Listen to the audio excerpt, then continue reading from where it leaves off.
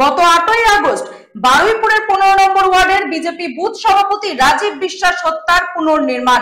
রাজীব বিশ্বাস হত্যার ঘটনায় গ্রেফতার করা হয়েছে মৃতের বাবা ও ভাই এবং অমিত মণ্ডলকে। এই খুনের ঘটনায় যে ভিডিও সমাজ মাধ্যমে ছড়িয়ে পড়েছিল, সেখানে বাস হাতে যেই ব্যক্তিকে দেখা যাচ্ছিল তিনি হলেন অমিত মণ্ডল। রাজীবকে মারতে দেখা যায় এই অভিযুক্ত অমিত মণ্ডলকে। এদিন অভিযুক্তকে ঘটনাস্থলে নিয়ে গিয়ে ঘটনার পুনর্নির্মাণ করে বারুইপুর থানার পুলিশ আধিকারিকরা। গত 8ই আগস্ট বারুইপুরের 15 নম্বর ওয়ার্ডের বিজেপির বুথ সভাপতি রাজীব বিশ্বাসকে তার দাদা এবং ভাইয়ের সামনেই বাস দিয়ে পিটিয়ে খুন করার অভিযোগের অন্যতম অভিযুক্ত অমিত মণ্ডলকে মুম্বাইয়ে তার শ্বশুর বাড়ি থেকে গ্রেফতার করেছিল বারুইপুর থানার পুলিশ। এই অমিত মণ্ডলকেই ভাইরাল হওয়া ভিডিওতে বাঁশ হাতে মারতে দেখা গিয়েছিল।